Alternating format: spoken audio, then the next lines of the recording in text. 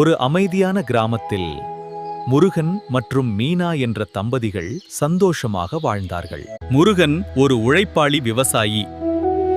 குடும்பத்துக்காக தினமும் கடினமாக உழைத்தார். ஒரு நாள் வேலை அதிகமாகி அவன் வீடு திரும்ப தாமதமானான். அதை பார்த்த மீனா கவலையுடன் காத்திருந்தாள். அவன் வந்ததும் அவள் கோபத்துடன் கேள்வி கேட்டாள். மீனா, எங்க போனீங்க இவ்ளோ நேரம்? ஆனால் முருகன் அமைதியாக பதிலளித்தான். நம்ம வாழ்க்கைக்காக தான் நான் உழைக்கிறேன். அடுத்த நாள் உண்மை புரிந்தபோது மீனாவின் மனம் உருகியது. மன்னிச்சுக்கோ.